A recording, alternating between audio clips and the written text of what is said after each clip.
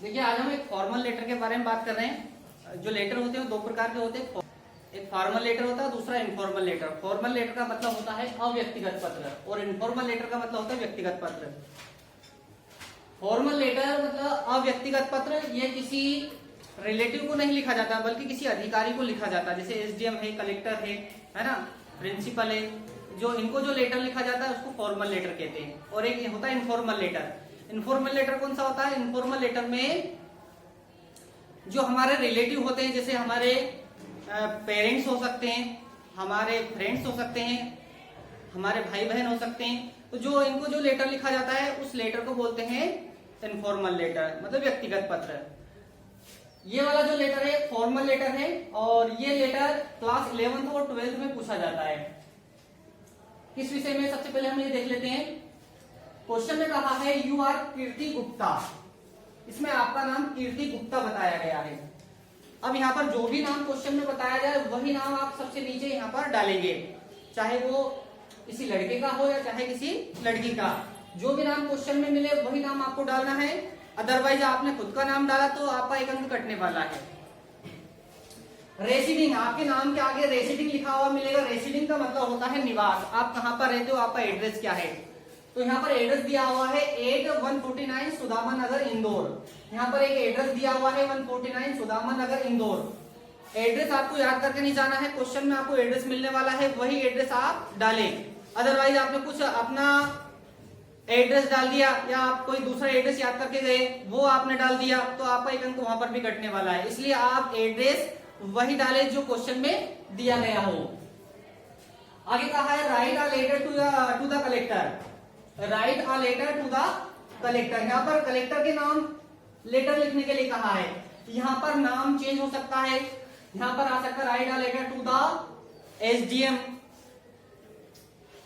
तो यहाँ पर जो भी नाम दिया जाए वही नाम आपको डालना है। जैसे हमने यहाँ पर लिखा है the district collector, district collector के नाम हमने लेकर लिखा बिकॉज यहाँ पर क्वेश्चन में कलेक्टर के नाम लिखने के लिए कहा था।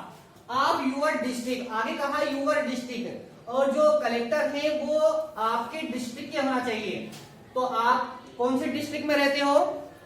क्वेश्चन में बताया गया है एड्रेस में 149 सुदामा नगर इंदौर, आप इंदौर डिस्ट्रिक्ट में रहते हो, ठीक है। तो आप इंदौर डिस्ट्रिक्ट में रह रहे हो, तो यहाँ पर क्वेश्चन में कहा है कि write a letter to the collector of your district, आपके डिस्ट्रिक्ट में जो कलेक्टर है उनको लेटर लिखने के लिए कहा है। किस विषय में? About the lake. लेक का मतलब होता है कमी, आप फैसिलिटीज, जो फैसिलिटीज होती है उनकी कमी है।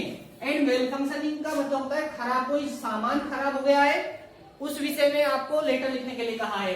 आप the government hospital, government hospital आप यूर एरिया, आपके एरिया की जो गवर्नमेंट हॉस्पिटल है उस हॉस्पिटल में फैसिलिटीज नहीं है और कुछ सामान ऐसे हैं जो मेल फंक्शनिंग हो चुके हैं, खराब हो चुके हैं, तो उसके विषय में आपको कलेक्टर को एक शिकायत पत्र लिखना है। इसके बाद में लेटर लिखते समय आपको ध्यान रखना है कि फर्स्ट लाइन से लगाकर लास्ट लाइन इक्वल होना चाहिए, बराबर होना चाहिए सामने से। लेटर लिखने के और भी दूसरे तरीके हैं बट ये इसी तरीका है। तो हमें क्या है, एवरी लाइन बराबर इक्वल लिखें, बराबर लिखें, आगे पीछे नहीं होना चाहिए। हमारा जो लेटर है वो अट्रैक्टिव होना चाहिए, दिखने में अच्छा आकर्षक होना चाहिए, तो हमें अच्छे मार्क्स मिलने वाले हैं। यहाँ पर हमने एड्रेस डाल दिया 149 सुदामा नगर इंदौर। एड्रेस कौन सा डाला? जो क्वेश्चन में हमने, जो क्वेश्चन में दिया गया था वही एड्रेस हमने यहाँ पर डाला। एड्रेस के ठीक नीचे डेट डालनी है। डेट वो डेट डाली जाती है जब आप लेटर लिखते हो, वो डेट यहाँ पर डाली जाती है। डेट के नीचे हम किसको लेटर लिख रहे हैं वो डालना होता है। द डिस्ट्रिक्ट कलेक्टर, हमने यहाँ पर डिस्ट्रिक्ट कलेक्टर के नाम लेटर लिखा है और नीचे डिस्ट्रिक्ट का नाम लिखा है इंदौर। आप कौन से एरिया में रहते हो, कौन से डिस्ट्रिक्ट में रहते हो उससे कोई मतलब नहीं, क्वेश्चन में आपको कौन सा एरिया का बताया गया है, आपका एड्रेस क्या दिया है वही डिस्ट्रिक्ट आप डालें। जैसे आप सीहोर डिस्ट्रिक्ट में रहते हो तो अगर आपने यहाँ पर सीहोर लिख दिया तो यहाँ पर गलत हो जाएगा। क्यों? क्योंकि आप कौन से एरिया में रहते हो, 149 सुदामा नगर इंदौर, इस क्षेत्र में आप रहते हो तो फिर आपको इंदौर वाला ही डिस्ट्रिक्ट डालना पड़ेगा, इंदौर ही डालना पड़ेगा, इसलिए आप दूसरा डिस्ट्रिक्ट ना डालें। इसके बाद में ये जो आप लिखो, ये जो पार्ट है यहाँ पर जो सबसे ऊपर वाला जो पार्ट है द डिस्ट्रिक्ट कलेक्टर इंदौर, इसका every word first letter capital letter होना चाहिए। जैसे द का यहाँ पर टी कैपिटल में आना चाहिए, डिस्ट्रिक्ट का डी कैपिटल में, कलेक्टर का सी और इंदौर का आई कैपिटल में आना चाहिए। तो यहाँ पर ये क्या है, जो फर्स्ट पार्ट है इसका एवरी लेटर जो फर्स्ट लेटर है वो कैपिटल में होना चाहिए। इसके बाद में आता है यहाँ पर सब्जेक्ट वाली लाइन। सब्जेक्ट में क्या होता है, सब्जेक्ट वाली लाइन से हमें ये पता चल जाता है कि ये लेटर किस विषय में है ना। अगर मान लो टीचर ने आपको कहा कि कल भैया एक लेटर लिख के एक इनफॉर्मल लेटर याद करके आएंगे या एक फॉर्मल लेटर याद करके आएंगे, तो कौन सा लेटर, फॉर्मल लेटर और इनफॉर्मल लेटर ढेर सारे लेटर होते हैं, लेकिन कौन सा लेटर, तो जो लेटर जैसे कि मान लो एक टीसी वाला लेटर हो सकता है, प्रिंसिपल के नाम हम टीसी इशू करवाते हैं, या फिर यहाँ पर लाउड स्पीकर के वाला लेटर हो सकता है जो कलेक्टर के नाम लिखा जाता है। लाउड स्पीकर जो वाद्य यंत्र है जो बजाते हैं गांव में एग्जाम के टाइम में, तो उनको रोकने के लिए कलेक्टर के नाम लेटर लिखा जाता है।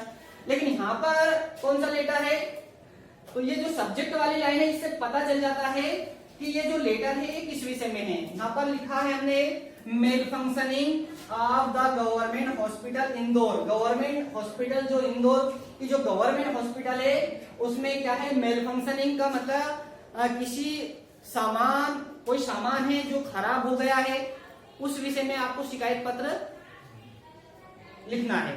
तो यहाँ पर कौन सा शिकायत पत्र है, किसी सामान के खराब हो जाने के बारे में एक शिकायत पत्र लिखा गया है। इसके नीचे हम लिखेंगे सर, यहाँ पर एक कॉमा लगाएंगे और फिर हम लेटर लिखना शुरू करेंगे। ये लेटर काफी बड़ा है और थोड़ा सा इसको ध्यान से समझे। अगर आप पूरी तैयारी के साथ इस लेटर को समझते हो तो आप अच्छे से इसको सीख लोगे। अदरवाइज आपने पहले से मन बना रखा है कि ये तो काफी बड़ा है और मैं तो इसको कंप्लीट नहीं कर पाऊंगा, तो फिर मेरी ताकत नहीं कि मैं आपको इसको सिखा दूं। आपकी तैयारी के ऊपर डिपेंड करता है कि आप इस लेटर को पाओगे या नहीं पाओगे। आप तैयारी से बैठे हो तो जल्दी सीख लोगे, और अगर आपकी कोई तैयारी नहीं है यहाँ पर और वैसे ही आप सुन रहे हो तो फिर इसको सीख पाना इम्पॉसिबल। लेटर काफी बड़ा है, इससे आप डरे ना। आई वांट, मैं चाहता हूं, टू ड्रा, ड्रा का मतलब होता है खींचना। क्या खींचना, यूर अटेंशन, आपका ध्यान, मैं आपका ध्यान खींचना चाहता हूं, मतलब मैं आपका ध्यान आकर्षित करना चाहता हूं इस विषय में। To the lack of facilities, lack का मतलब कमी ऑफ फैसिलिटीज, जो फैसिलिटीज की कमी है उसके विषय में, जो फैसिलिटीज की कमी है उस विषय में मैं आपका ध्यान खींचना चाहता हूं। एंड, और क्या, and malfunctioning, malfunctioning का मतलब होता है कोई सामान खराब हो जाता उस विषय में। ऑफ द गवर्नमेंट हॉस्पिटल, जो गवर्नमेंट हॉस्पिटल है इंदौर की, इस हॉस्पिटल में क्या है, फैसिलिटीज नहीं है, सामान मेल फंक्शनिंग हो चुका है, तो उस विषय में मैं आपका ध्यान खींचना चाहता हूं या मैं आपका ध्यान आकर्षित करना चाहता हूं। फिर आपने आगे लिखा है there are only 2 doctors and 3 nurses, यहाँ पर केवल 2 ही डॉक्टर हैं और 3 नर्सेस, 3 ही नर्स है। इस हॉस्पिटल के अंदर केवल 2 डॉक्टर और 3 नर्स हैं। In the hospital there are also not available on time, और वो भी समय पर मौजूद नहीं रहते हैं। यहाँ पर लिखा है they are also not available, available का मतलब होता है मौजूद होना या उपलब्ध होना, ऑन टाइम मतलब समय पर, और वे भी समय पर मौजूद नहीं रहते हैं। फिर आगे आपने लिखा है बेड्स एंड रूम्स, जो बेड्स हैं, जो रूम्स हैं, आर नॉट क्लीन्ड, उनकी भी सफाई नहीं होती टाइमली मतलब समय पर। जो बेड्स हैं, जो रूम्स हैं, उनकी भी समय पर सफाई नहीं होती है। There is no facilities for sonography, sonography की भी कोई फैसिलिटीज नहीं है, सोनोग्राफी की कोई फैसिलिटी नहीं है। फिर आपने आगे लिखा है द एक्सरे डिपार्टमेंट, जो एक्सरे डिपार्टमेंट है जहां पर एक्सरे होते हैं, इज आल्सो मेल फंक्शनिंग, वो भी खराब है। जो एक्सरे डिपार्टमेंट है वो भी क्या है, मेल फंक्शनिंग है, खराब है।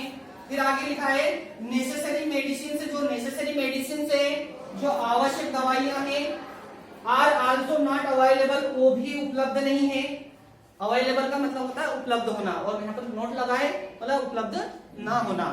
तो जो नेसेसरी मेडिसिन है, जो आवश्यक दवाइयां हैं, अवेलेबल वो भी उपलब्ध नहीं है। I shall be greatly oblige, मैं आपका आभारी रहूंगा। I shall be greatly oblige, oblige का मतलब होता है आभारी रहना, मैं आपका बहुत ही आभारी रहूंगा। इफ यू लुक, यदि आप देख लें, इनटू द मैटर, इस मामले को, सून मतलब जल्दी से, यदि आप जल्दी से इस मामले को देख लें तो मैं आपका आभारी रहूंगा। फिर नेक्स्ट लाइन में आपको लिखना है थैंकिंग यू, धन्यवाद। इसके नीचे आपको लिखना है यूवर्स सिंसरेली, भवदीप। उसके नीचे आपको अपना नाम लिखना, आपका नाम क्या है यहाँ पर, कीर्ति गुप्ता, तो आपका नाम आपको कीर्ति गुप्ता ही डालना है। अदरवाइज आपने अपना खुद का नाम डाल दिया तो आपका एक अंक यहाँ पर कट जाएगा, इसलिए नाम भी वही डाले जो क्वेश्चन में दिया जाए। ठीक है।